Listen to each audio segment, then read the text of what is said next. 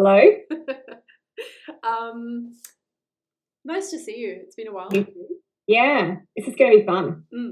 We are today talking about this book, which is Joanna Russ's, look at Kate's because it's the right way around, Joanna Russ's book, The Female Man, from the year 1975. The decade of feminist sci-fi. Oh man, it is it's a novel. Did we make that clear? Yeah, it's a novel. It's a novel. Sci-fi, super feminist, hilarious. Yeah. Great. Yeah. To be classified, I think, with I want to classify it with Solinas as the Scum Manifesto. Yes, I think that's a good comparison. And sort of in the vein of, in the ballpark of Herland, but way more obnoxious. Yes. Right. Yeah. I think some of it can actually be read as quite a scathing critique of Herland. Yeah, good. Yeah, it does make Herland look very well behaved in a way. Yes. Maybe even a bit pathetic. Maybe, yeah. So this is definitely like the rambunctious version of the considering utopia, but also a million other things, and commenting on the current social stuff. And obnoxious is a great word. Yeah. So should we do a sort of little overview first that doesn't give too much away so people get a flavour of it? Yeah. Do you want to try? So what shall we say? There are four protagonists. Yep. Janine, Joanna, Janet, and Jael. Yeah, the J's. The four J's. And the four J's are, we think, Joanna Russ's possible selves, or I suppose one is her actual self. One is her actual self, yeah. Joanna is her actual self. Yeah. And Janine, Janet, and Jael are her possible selves. Yeah, counterparts for the philosophers in our audience. Possible selves for everyone else. Yes. Yeah, I think that's right. And there's some, or maybe the sort of the profile, right? So Janine, the way I think of it is like Janine is the worst possible self, or a bad one, because the world she lives in is didn't have World War II, is still in the Great Depression, seems to have very strict sex roles still. Yeah. Janine's quite pathetic. Yes. It's not totally dissimilar to our world, though. No, that's true. It's maybe like our 60s and 70s. Yeah. Right? Yeah. So that's Janine. Janet. So Janet is Janet's the future and the self. Best. The best. Janet's the female man, right? Yes. Yeah. So Janet comes from While Away. And is While Away centuries into some century? Is it 900 years or something? Oh, I don't remember, but yeah, I think it is. It's technologically advanced and futuristic in some ways, but a women-only utopia. So I guess that's the sort of parallel to Herland. One sex. Yes. And it's post a plague. There was a plague that wiped the men out. Yes. Yeah. Right. Yeah. And they've sort of very advanced family structures, working life. It does sound very work focused, which is interesting as a society. Yes, but then she complicates that, right? She says they work and work and work, and then a few paragraphs later she says their working week is 16 hours. That's true. Yeah. It does this so often. Yeah. Oh, no, that's interesting because I had that impression. It was like they start working really early in their lives, and then they only get this leisure break for having children. Yeah. And that's right. Motherhood is leisure, isn't it? Yeah, exactly. Yeah. And they really enjoy the hanging out with the little child and doing fun things. And but you're right. Then she does say that it's like a slim working week, so presumably they're not. Yeah, I feel like this happens a little bit in the book because While Away has the same terms as we do.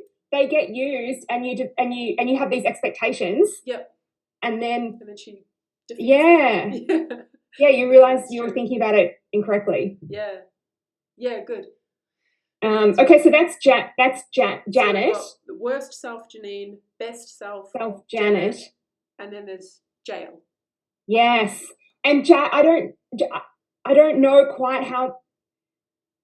Jael is not. It feels like Jael is not an equivalent, right? Jael describes these three as herself that she's gathering. Yeah, she does. Yeah. And actually, so what's the relationship between Jael's world? Because Jael can comment on all these worlds. Yes. Yes. So Jael. Do we think Janet's from the future, right? But then it's like Jael has the superior claim. Yes. Claim.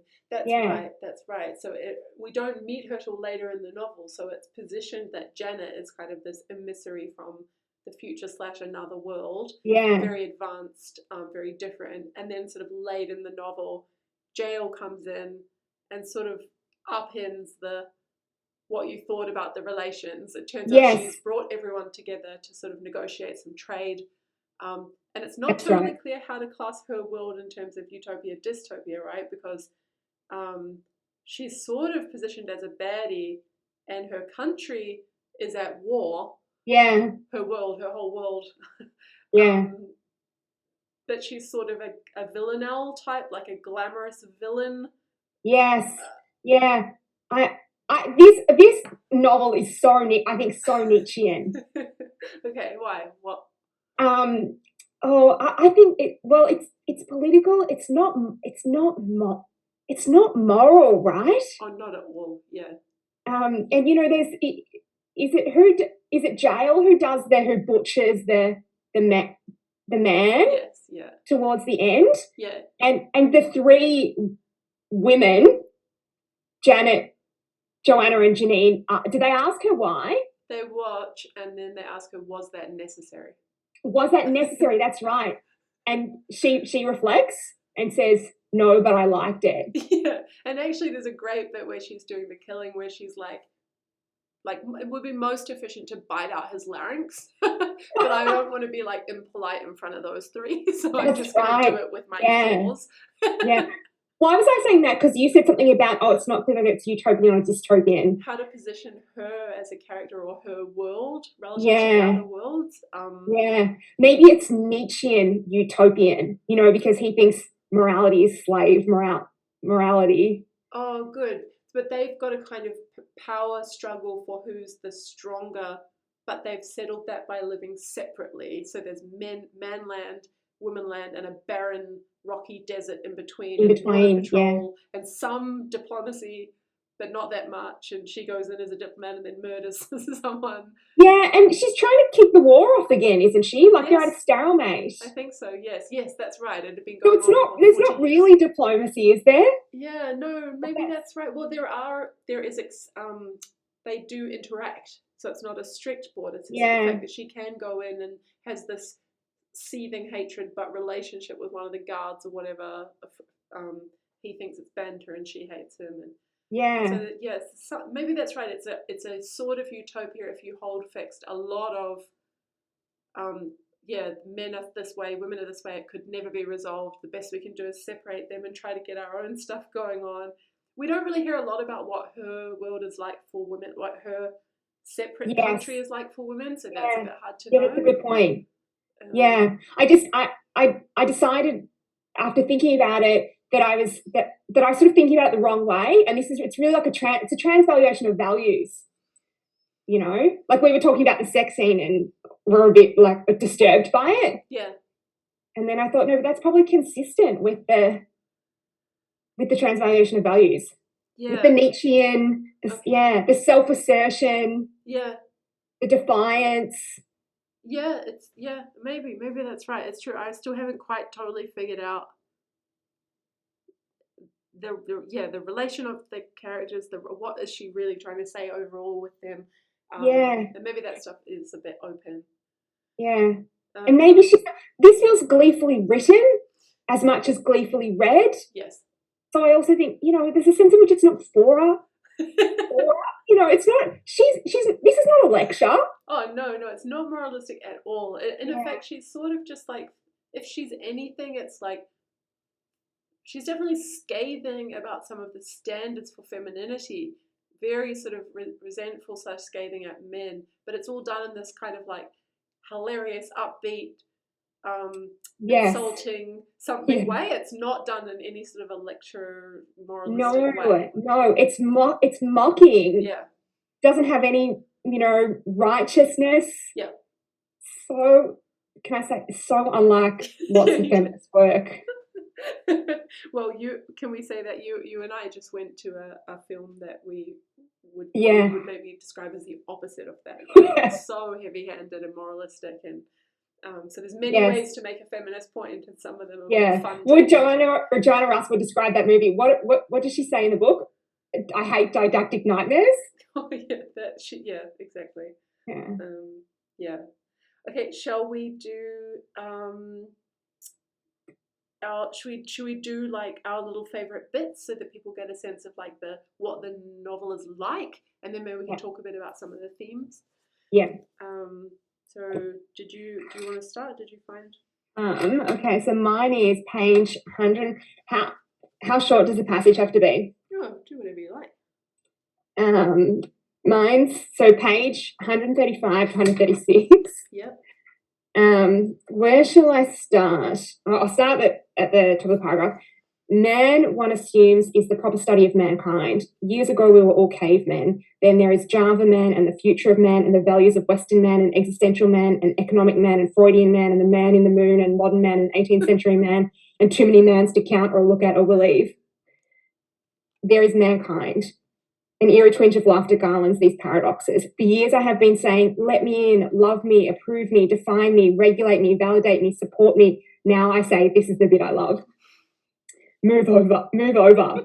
If we are all mankind, it follows to my interested and righteous and right now very bright and beady lies that I too am a man and not at all a woman. For honestly now, who ever heard of Java woman and existential woman and the values of Western woman and scientific woman and alienated 19th century woman and all the rest of that dingy and antiquated rag bag? All the rags in it are white anyway. Do you see what I mean by Nietzsche? Self-assertive and also a little bit a lot unhinged. Yeah. I think I am a man. I think you had better call me a man. I think you'll write about me as a man from now on and speak of me as a man and employ me as a man and recognize child rearing as a man's business. You'll think of me as a man and treat me as a man until it enters your muddled, terrified, preposterous, 9/10 fake, loveless, papier-mâché bull moose head that I am a man and you are a woman. That's the whole secret. Stop hugging Moses tablets to your chest, nitwit. You'll cave in. Give me your Linus blanket, child. Listen to the female man. Don't, by God and all the saints, I'll break your neck. I love when she says nitwit. It's so ridiculous. She does this so much, doesn't she? It happens a few times. Or she'll just say something and then write, ha ha, with like, ha, twinkle, twinkle. Or like there was another one, I mean, it doesn't even sound that funny, but the man is lecturing the woman and halfway through he says, and I earn $20,000 a year. She does have a really good portrait of men though, right? Like, or at least men at that time. She does, yeah. Really I think she would say men at this time. Yeah. Like, that's the point, is it? I think of that sort of ostensibly more sexist world, but men are all like, oh, but things are so much better now. Right. No, that's fair. Or it's kind of gone underground a bit, so it's less detectable. So they can yes, more. Yeah, actually, I guess, yeah, you're right. Okay, here's mine, which is not as hilarious, but still interesting. It's very upsetting. Sorry, this is page 197. It's very upsetting to think that women make up only 1/10 of society, but it's true. For example, now maybe you have to see the style of the list. Yeah. Right? For example, my doctor is male, my lawyer is male, my tax accountant is male, the grocery store owner on the corner is male, the janitor in my apartment building is male, the president of my bank is male, the manager of the neighborhood supermarket is male, a landlord is male, most taxi drivers are male, all cops are male, all firemen are male, the designers of my car are male, the factory workers who made the car are male, the dealer I bought it from is male, almost all my colleagues are male, my employer is male, the army is male, the navy is male, the government is mostly male. I think most of the people in the world are male. I thought there's a little bit more a little bit later, and maybe I won't be able to find it now. Secretaries are female only until they get married. Oh, there it is. Yeah, I'll just carry on. I like that bit too. Yeah, now it's true that waitresses, elementary school teachers, secretaries, nurses, and nuns are female, but how many nuns do you meet in the course of the usual business day, right? And secretaries are female only until they get married, at which time they change or something, because you usually don't see them again at all. I think it's a legend that half the population of the world is female. Where on earth are they keeping them all? So I really liked that commentary about who you see and who has power. And there's a nice line early on. Is that when the first thing actually that Janet says when she arrives from While Away? She asks them, where does she land? Does she land in a meeting room? Oh yeah, lying sideways on the table of someone's desk. That's right. Yeah, and she asks them where all the women are. Oh, I love that scene. Yeah. Then the secretary or whatever comes in. There's all the military officials. The secretary comes in. She assumes that's the boss, so she says, "Take me to your leader." To your leader, yeah.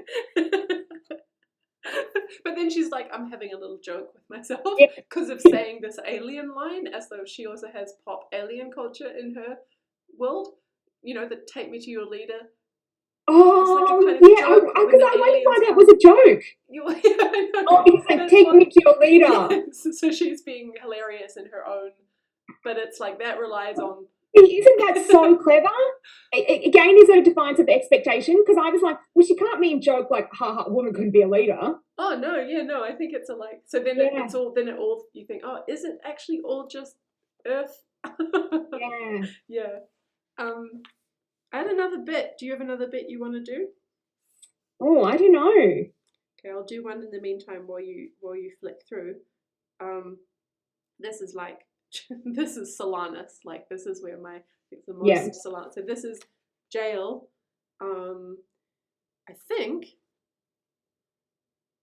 I'll tell you how I turned into a man. Oh, so maybe that's actually Joanna. Interesting. Yeah. Oh, so it's page 131. Have a look and tell me if you think this is Joanna or jail. She says, "I'm a sick woman, a mad woman, a ball breaker, a man-eater. I don't consume men gracefully with my fire-like red hair or my poisoned kiss. I crack their joints with these filthy ghoul's claws and standing on one foot like a declawed cat. Rake at your feeble efforts to save yourselves with my taloned hinder feet, my matted hair, my filthy skin, my big flat plaques of green bloody teeth. I don't think my body would sell anything. I don't think I would be good to look at. Of all diseases, self-hate is the worst, and I don't mean for the one who suffers it." Mm-hmm. I just somehow love that image of her, like, with little chicken wings. Just like, green bloody teeth. Yeah. This is jail. It sounds like jail, right? But then she says, "when I became a man," so I was a bit confused about that. Well, I guess this is the trouble. They're all the eyes. Yeah. I did also like the passage in which she describes the moment of becoming a man. Yep. Oh, yes. Where is that, though? Oh, dear. But I suppose I was just also I was interested in what it meant. I'm not sure I'll find it now. This is the problem with I've underlined so much of this book. Yeah, I know. I've got almost every page turned. It's like, that's there when you need it. That part 7, it does start. I'll tell you how I turned into a man. First I had to turn into a woman. But is it earlier? That's 129. It might have been a lot earlier than that. Where she's talking about taking hold of the oh no, this is what I was thinking of. To resolve contrarieties, unite them in your own person. This means in all hopelessness, in terror of your life, without a future, in the sink of the worst despair that you can endure, and will yet leave you the sanity to make a choice, taking your bare right hand, one naked severed end of a high tension wire, take the other in your left hand, stand in a puddle. Don't worry about letting go. You can't. Yeah. And it goes on. Dramatic passage. what does she say? I love there are a few more paragraphs, and then she says, "Become it," and that's how I read this. Just do it. But the do it is become the man, become the fully human, become jail, become. Yeah, I guess I was thinking even just as a feminist saying do it is something, right? Like, stop whining about it. Yeah. Okay. Stop saying that you're entitled to it. Yeah. Take action. Yeah. Yeah. Seize it. Assert yourself. Become it. This is so interesting because I read that passage as a suicide. Which Well, is clearly yeah, not okay. Right, but did you? I suppose I was reading it as suicide in the metaphorical sense. Is it Tigrace Atkinson who says women will have to kill themselves? Yeah.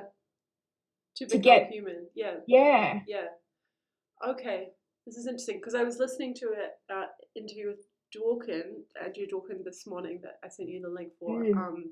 And she was talking about how Mercy had these two endings, which I somehow remember. I told you I was confused because she says like, and then I died or something, and then I got all dissonant about how to read the novel. She, in her description, she says one of the endings is like the woman gets driven to despair and then she suicides. Yeah. And then the world thinks that's fine because she's expendable or she didn't have value anyway. And the other ending is that she goes retaliatory and starts just murdering men. So that I somehow just dismissed and then I died and read it as though Mercy ends with Andrea stopping being a pacifist and starting being really violent in the sort of Solanas style. Yeah. And so I think I sort of plugged that in here. I was like, okay, so the puddle and then she electrocutes herself and that's a dramatic way to go. But jail is representing the Solanas second Dworkin style. No, she retaliates. She stands up for herself. Do you see what I mean? Right. Whereas I guess I'm reading them as like as two successive moments. Yes. Right. You kill yourself as a woman. As a woman. Yeah. Yeah. Okay. No, I see that. I can see that now. I didn't clock it at the time. No, but it's not at all like. Or I was going to say it's not all clear how you should read this, but I just think for this book, it's not even right to say that you should read it a certain way. Maybe that's right. And there are lots of bits where she's just being weird, right? Or postmodern, or doesn't have any meaning. Yes, there are really meta bits too, aren't there? Yes. There's a funny passage where she says like, and then is it even that I was being a woman, my brain was mush and my sentences were long and yes. Yeah, exactly. And then there's something where she tells something and she says, I would know because I was there. I'm the author or something. Like, it's just like being really, yes, that breaking the fourth wall or whatever. Yeah, and she anticipates some criticisms from reviewers at one point as well. Yes. They will say this like thinly veiled feminist. Yeah. Or something. I actually wondered if that section was just her reading out real reviews of her work. Oh, right. Okay. See, I like that. I like that interpretation better. Yeah, getting her sticking it into the previous reviewers. And so clever. Shall we do some themes? Because one thing that I thought would be interesting, or we agreed it would be interesting to talk about was the sex. What's going on with sex in the novel? Right, so do you want to tell a bit about why you or what thing brought that up for you? Sex in the erotic sense or the biology sense? I know the erotic sense. The erotic sense. Sexual intercourse, sexual relations in the novel. Yeah. Well, there's a scene toward the end of almost at the very end of the novel, and it's Jael, right? Yep. Is having sex with. Oh, sorry. So, did we say this earlier? Perhaps we didn't. There's manland and womanland. I guess she's having what you would say heterosexual sex. Jael with a fake man. Remind me how she gets the man because they don't have men there. Or kidnapped. He's been kidnapped or something, right? No. So, it's not how I read it, but we can. Okay. So they're in Womanland, in Jael's house, and the house is very sort of high tech. So there's this. What we first see is just a human man, and they have sex in this particular way, which we can come back to. But then, as it unfolds, she describes him as the germ of a chimpanzee mainly bred with machine. So That's the right. house controls him. So he's like Yeah. a technological pet, basically, a house Yes. pet. Yeah. Yes. She describes him as a machine. Yes. What's his name? Starts with D. Oh, what's his name? I can't. But why did I bring it up with you? Because Davy. And little Davy is the penis's name. That's right. Yeah. I mean, because it's so reminiscent, isn't it, it is heterosexual sex in patriarchal society. Yeah, I mean, he does not fuck her. She fucks him, so that's the only thing that's a bit different. Yeah. So it's but like in a sense, in which that doesn't happen in patriarchal society.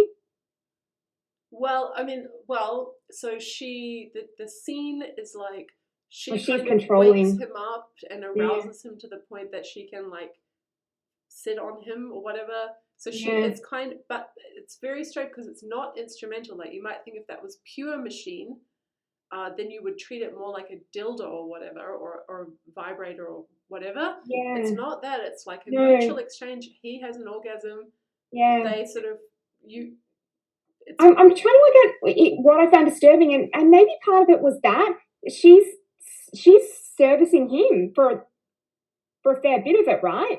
She's enjoying that. She enjoys it. Yeah, she likes his body. She finds the body sexy. She likes all the touching. She does again, look, all very familiar. Yeah. Well, she does. At least what she does is like arouses him such that she can get what she wants from him. But I think what's misconceived is that what she wants from him is just to have penetrative sex. Like there's no description of her like also touching herself, for example. Yeah. So it's as though women get pleasure from having a penis in their vagina, and she's gonna like make a mutual interaction by like riding him until she comes, and then it's over. But luckily he came first. So the whole thing is like this mutually like silky, pleasurable thing that they both enjoy. So so the difference is like she takes the lead. She doesn't endure anything that's just for him. But she also doesn't like. There's no. Those don't look like meaningful differences to me. No, I agree. If you're taking a lead, I'm really suspicious of. Yeah. No, it's true. Like that's just the sexy, liberated woman. Yeah, it's maybe the kind of sex that a good couple in our world could have. And so in that sense, it hasn't really reimagined sex, right? Yeah, and they would feel really pleased with themselves and feminist about it. Yes, absolutely. Yeah, and she's so imaginative. I couldn't square it with everything else in this book. She's so imaginative. How is this the one thing that persists?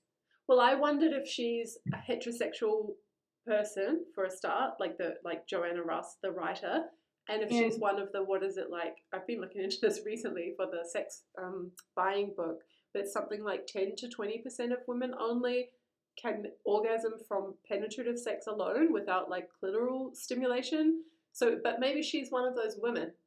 And so she finds penetration very pleasurable and exciting. So when she reimagines what would the sexual house pet / machine be like, I don't want to just have something I use because that's doesn't feel like a mutual thing. She wants something that feels more human. And so she imagines that as the utopian sex, but it's like that does not speak to most women.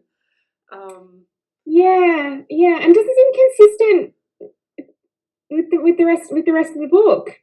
Yeah, you mean and her ability to sort of reimagine everything.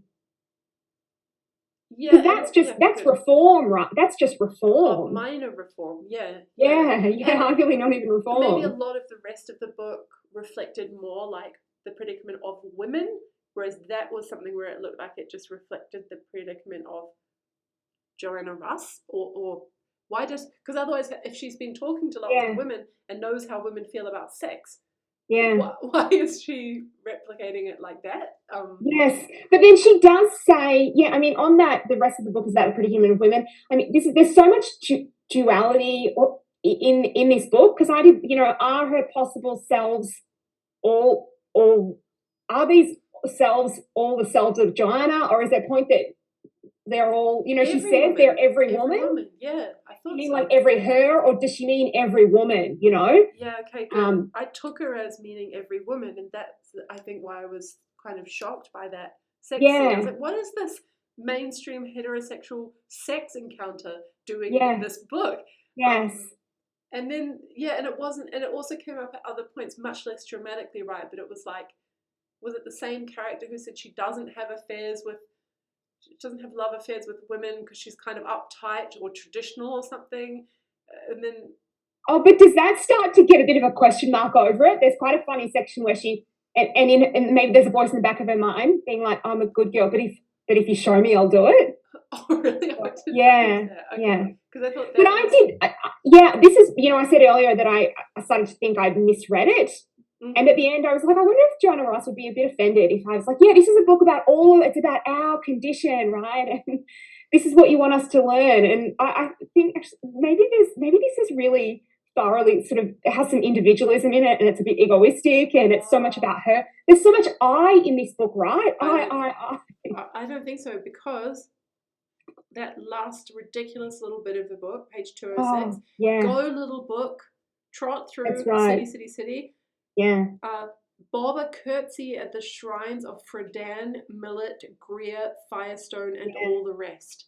That is like, this book is a work of second wave feminism that belongs there. It's got a different approach, but it's still a work good. of... Yeah. And it's so obviously like applicable to all of us. Yes. Yeah, but then it is a critique, I think, that her view of sex was like that. And she does have lesbian sex in it, and it is slightly like taboo violating because it has a big age gap. Yeah. But it is also just like, yeah, two women get it on and there's a vibrator involved that's very euphemistically described. So that's not that boundary pushing, even like for 75, like, there are lesbians then. Maybe I'm just holding her to an unreasonable, you know, because I'm trying to redeem the sex scene. Yeah, I see. I'm just holding her to an unreasonable standard. Well, I don't think so. I think you can say this was a spectacularly imaginative book, and there was just this one point where it was just the banality of the real world, and that's weird. I think that's a fair. Yeah. I think that's a fair criticism. Like, fine, it was a great book, but she could have been a bit more imaginative about sex. There's something I wanted to talk to you about, but we didn't flag it first. So what? I'll just veto if you want to. But the Manlanders trans situation. Oh yes. Do you want to talk about that? Yeah. Because that was. So they have. So the Manlanders have no women. So what they do is they choose some of the men, like the male babies. They pick them out for socialization into femininity and womanhood. Yep. So they're these really, would you say are they exaggeratedly feminine? Yeah. They are described and seem like drag queens, like relative to our concept. They're wearing ball gowns and tulle sleeves and extremely glamorous TV show host style presentation. I remember when Janine visits, she's like, "Oh, you are lovely." Like she's the one from the 60s. Oh, yes. Her standards see him as lovely. Yeah. I didn't quite know what to make of that. Are there a few readings? Like one of them is one of them. I mean, perhaps this is the obviously wrong one, that women no less than these men get picked out for socialization into femininity, and that's just what womanhood is. That women would otherwise have been men, which is that's the liberal feminist dream, right? Like, but for being turned into women, women would be men too. Right, but I think, wasn't there some story about why, right? Like, if he fails early, then he's selected as being because they have these two types, the fully change, which is the transsexual, and the half change, which is the hybrid, what today would be transgender but not transsexual. and it was like if you fail early, you get the full transition. If you fail a bit later on, You get you're the half. And Right. so I think these are like in the hierarchy of alpha maleness, these Yeah. are the shit males or whatever, according Yeah. to that standard. So it's not quite that like there's just humans and we arbitrarily select some for worse treatment or for service because there's Yeah. something about the failure or the Yes. Okay. Yeah. Yeah. I was de-emphasizing that detail. You're right. I mean, is there also a point about, you know, men requiring the existence of men requiring, in some sense, not sure quite what the existence of women? You know, Yes. I think I was simultaneously reading or rereading Carol Pateman's The Sexual Contract. Yep. And she's critical of contemporary feminists for pursuing women's liberation as men. You know, or pursuing women's liberation through the liberal paradigm, yep. which amounts to, you know, the liberation of women as men. Yeah. And I was wondering, like, why is that? If women have been made into women, why isn't liberation? It's offensive. But I was trying to think, what's the argument for why it's wrong? Yeah, I see. Yeah. Sorry. No, I was just gonna say, do I understand correctly? She's sort of saying, or is it like there's two views? One is like, man is the standard of humanity, like that he truly is. That just he's been accorded humanity and we've been denied it. So of course we want to be men in some sense because that we want to be human. And then the critique of, or the alternative to that would be like, no, that they've made themselves a specific thing. Humanity is somewhere over here. It's a separate concept. We don't want to be like them, or we don't want to be the oppressor or whatever. We just want to all be human, and that means we would both need to change. And it's a mistake to just try to make ourselves like them in order to get what they have. Is that? Yes, okay. That would be one criticism, but that's not the criticism. Well, that Pateman's making, I think. She seems, I'm trying to work this out, but I mean, she gives lots of, she tends to give biology examples, and which suggests that her worry is that like women just sort of as a matter of biology can't achieve manhood, and thus can't achieve personhood insofar as they're equated. Oh, I see. So that's very different. Yeah. So then it's something like, well, women will get personhood in the public sphere, but not in the private sphere. I see. But I was thinking there's another sense in which men require women, right? Like the terms are defined in contradistinction. Mm-hmm. Like you can't, they make sense in their relationship to one another. Yes, I think that's so right. So if you're good, but that's about meaning. Yeah, I'm trying to remember who has that analysis. It's in that radical feminism essay collection. Oh, and if you can, they talk about the sex roles really like reinforcing and building each other. Like masculinity requires this polar opposite of femininity. Yes, and good. So I think that's helps me to understand what that idea is. Is there like a third reading though of that situation in Manland, which is like men are just so biologically shit that they just need to like have people to dominate and oppress and have power over, and so it's almost like a more depressing, bleak thought, and that sort of fits in with the Manland separatism aspect of Jael's world, right? Because the women could not find a way to live with men. It resulted in a war and full separatism. Yeah, but do you think we have to say anything about it being biological? We could just say that they're still men, right? And as such, they're going to have a dominating impulse. That's what it is to be a man. But wouldn't they be redeemable if it wasn't biological? Because I mean, maybe you just want to say it's just contingent. Like they just were as they were. Women just figured they couldn't make progress on that, so they left. Maybe that's right. But I was thinking, these are all counter possible worlds, right? And so haven't we run all the experiments and tried to make men better, and there are no worlds where they're good in this novel? Yes, and this is her point, I think, right? You know, she makes what do you call it, integrate. You know, the man, you know, when they're doing the diplomacy. Yeah. So Jael goes to meet with the man to talk things through. Yeah. And he's saying we need each other. Yeah, while sexualizing her and acting like a 1960s. Yes, dickhead. But this is absolutely a moment from our world, right? Or I think she's making our approach to men this like we just need, and the feminist approach, like, oh, we just have to teach them and make them into better men. Oh, I see. You think she's put the feminist current view in the mouth of the man. We need each other. We're a sort of I mean, because I guess there's probably maybe a conservative man view, but also I think the contemporary feminist or the sort of popular in the mouth of that man, and she makes it look absurd. Yeah, no, it does look absurd.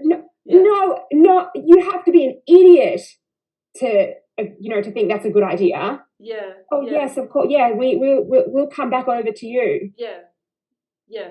But I think, I mean, she's just making him such a meathead that, of course, the offer looks very unattractive, and we don't get another world where it's like, I don't know, men have like learned their lesson or like become a good society of their own, achieved utopia. It's like, so I somehow got the view she is sort of pushing against this idea that like it's all culture or nurture, and that's what makes men sexist or dominating or oppressive or whatever. No, it's like it's the nature of men, and all we can do is relegate them to their own territories. Yeah, I think I agree, but I want to say it's the nature of man given the meaning of the term man. But there are no males out there in the woman land. It's not like there's the males who didn't become men somehow integrated in the other societies, right? She doesn't separate, right? Yeah. Yes, yeah. I guess if you would Judith Butler, you wouldn't think that the male is violent. You would think that the disappearance of men can be the disappearance of males.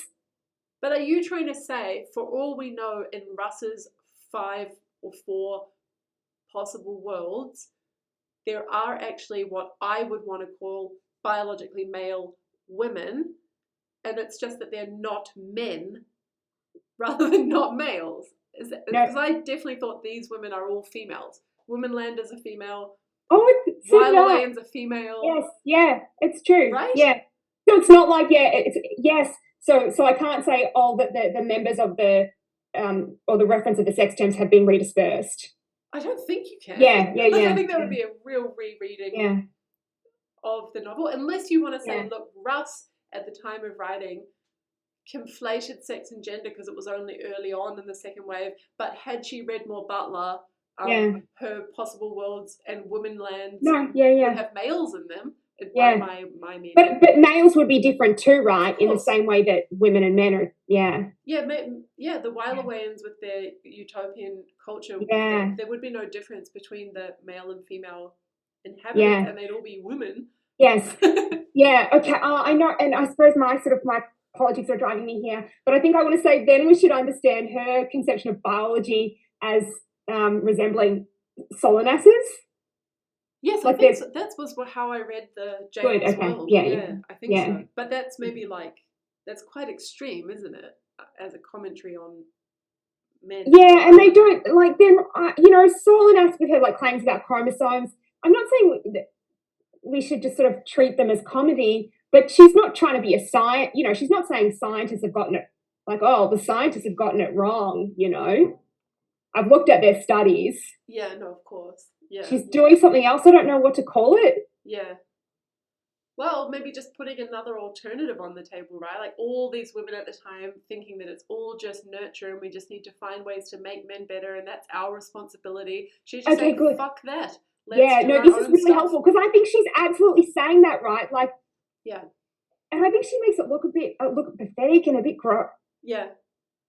and futile. Yeah. No, that's good. And I guess it's all man. Is it still all man oriented, isn't it? All of that stuff, right? Like we'll explain things to men and we'll tell them how we feel, and then they'll understand, and we'll reform them, and it's all so feminine. No, I like that. So get your feet in the puddle, electrocute the shit out of yourself, and become someone who can be a separatist. Yeah, and start a war. Is that the next bit? Yeah. That's the next bit. And that's a nice segue, right? Because you're to say about that, because you said earlier the Wylerwayans, this women-only utopia with this kind of new society, they think that the reason there are no men is that there was a plague, right? Yeah. So this is like this is their myth, right? Or they believe it. So this is what Janet from While Away says. There was a plague and it wiped out the men. And then Jael says to her, like, I've got news for you. There was no plague. There are no men because of our war. Yep. And Janet's like, I don't know if that's not. Yes. Yeah. Because she wants the tainted, free of structural injustice or whatever you would say, history, right? She just wants there to be a woman utopia. Yeah. Like, oh, what a happy accident. Yeah, at no cost. Yes. So it's what really made me. I love Charlotte Perkins' film as Herland. Yeah. But it did. I had been thinking, maybe before I read this, that it's unhelpful insofar as relies on luck. It's like, oh, if there, because it's similar. I'm sorry, I should say. How does the Herland is only women, and is it a similar? What's happened? Something a disease? If I remember correctly, which I might not, I thought that there was first separatism and then the development of parthenogenesis. So I don't remember there being any event that just maybe that's right. Maybe there was like a plague or a disease or something. I can't remember. Like it's happened a long time ago, and then they developed. Then they were without men for some time, and they developed parthenogenesis. Yeah. But because I was thinking about it recently, I was like, well, that's kind of unhelpful because we can't make that. I mean, I suppose we could, right? Like we could, in the lab, we could create. Yes, engineer a plague. No, you're right. Yeah, but that's not the suggestion being made, though. No, she's sort of saying just by luck we got to have this women-only society, and this is what it's like. But we are not going to get to a society like that unless we do something to get there. Yeah. Good. I think that's a fair point. And maybe a couple of senses in which we're not going to get there, right? It's not just like we're not going to get there because a plague or an illness might not happen. But also, sex. Sorry? To just one sex. To just one sex, yeah, that's right. Maybe also we're not going to get there if we don't take matters into our, you don't become free unless you set yourself free. Yeah. I feel like this theme is just converging in so much of the work from this period. It's like Mercy goes that way and Solanus goes that way, and like this sort of has that theme, and it's like they're all sort of coming to this realization that you might need violence actually, like you might, and I just think it's so interesting that sort of dropped out of the discussion, like the even conceiving it as a battle of the sexes or a war, a civil war, or that we just don't have any sense of men as the opposition or the enemy anymore. I was going to ask, do you think it dropped out when the idea of men as, or perhaps men as classes dropped out? Because if you think, I love the language of the haves and have-nots. It just makes it so clear, right? We are classes. It makes no sense. Would you talk about trying to redeem a capitalist? Would you talk about it like, we talk about feminist men. Yeah. Could you talk coherently about capitalists who have Marxist capitalists or capitalists who have the interests of the workers? Yeah, ethical slave owners. Yes. It's ridiculous. Yeah. No. Yeah. But I don't know if that's, I just don't have a clear sense of what is the explanation. Maybe it's like, it's mainly bell hooks' fault because feminism is for everybody now, and so it's good for men too, and we need to bring men in, and now suddenly it's just a big collective project for everyone. Feminism is just, to me this is such a critique of feminism as humanism. Yes, exactly. But that, it's like this is 75, we're now in 2022. Maybe we just need a bit more of this injected back in, like, hey, men as a group, with, of course exceptions for individuals, but men as a group, there's still an awful lot to talk about what that group is doing to women as a group.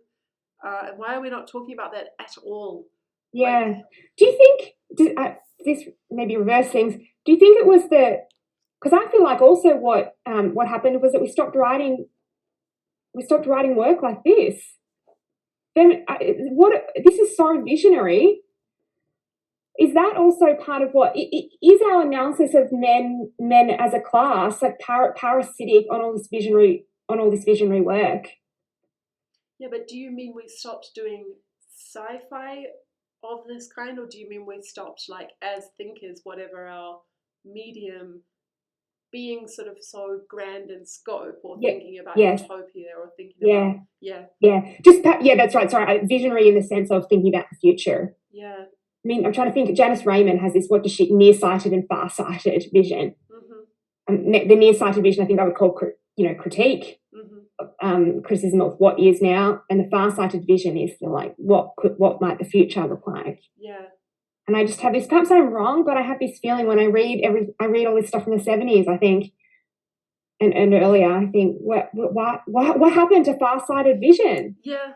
No, I know. I wonder as well. I can sort of see in philosophy what the story might be, but that doesn't give you enough to explain all of culture, right? Or like the whole feminist movement. Yeah. Like, of course, there was this just inside philosophy, like Rawls comes along and resuscitates political philosophy, but then there's a big backlash against his idealized methodology, and so there's this whole move toward like, is there an alternative way to like just care about the facts on the ground? And that whole discussion got started, and that's a bit of a backlash against utopian thinking, but that can't be the explanation of what's going on in the wider culture, or why feminism isn't practiced in this bigger visionary way anymore.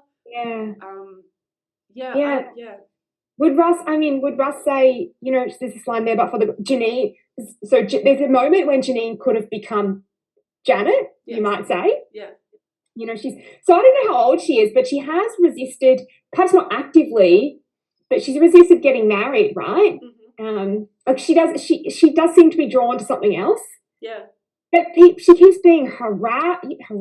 When are you going to get a boyfriend? And why do you meet this guy? And her brother's trying to introduce her to guys, I think. And then and she has these fantasies about telling her mother that she's pregnant.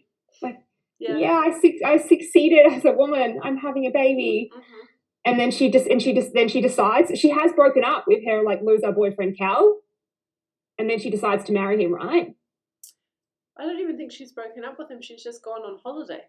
Oh gosh, and then okay, right. She's dating someone else, and he doesn't know, and then she decides to marry him and sort of gives she calls him and says, "I'm going to marry you," or whatever. Yeah, but then of course she's off with the I's, the J's, That's right, yeah. And doesn't Janet say there, but for she killed herself or something, and Janet says there, but for the grace of God, go I.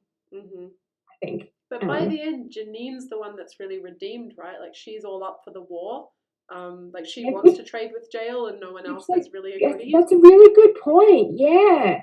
So she changes the most, maybe, or she's the one that we get the redemption narrative of. Yeah. Because that's right. That Jael has gathered them together to say we want you to help us. Do business. I think she thinks they're the dignitaries, so she's going to negotiate with the whole world through them, and so she's getting them to say yes to trade or not. And Janine's the one that says yes. So that's right. Yeah, Janine's do whatever you do whatever you want. There's a bit on that page that is so great. Just a tiny little. When they're in the cafe at the end. Yeah, because she's describing this cafe, and she's like, "Why is this such a shit cafe? If you compare it to where rich men go, it's just so stingy." And then she just comments on this, how women treat money. She says, women are very strange about money. Sorry, this is page 204. I do remember this bit. Feudal almost. Real money is what you spend on the house and on yourself, except for your appearance. Magic money is what you get men to spend on you. It takes a tremendous rearrangement of mental priorities for women to eat well. That is to spend money on their insides instead of their outsides. I just loved that. It was such a good commentary, and I felt smug because I spent a lot of money on food and none on my improving my face. So yeah. There are lots of passages like that, aren't there? Do you have any other thoughts or final bits you want to read out before we end? Final passage? I don't know that I do. Okay, well, let's leave it there because we are going to record another video tonight, so we have to conserve our energy. We're planning to do a critique / discussion of this week's Q&A. Was it this week? Last week. Yeah. The Q&A episode on sport. So watch out for that if you watch. But you should read it. Oh my God, you should. Yeah, you've been telling me to read it for a little while, and then I was sorry that I hadn't started it earlier. Oh yeah, it's such a delight. I've just told one of our friends in the department that he should read it too. So hopefully we're building a Joanna Russ fan club here. Yeah, revival. Revival?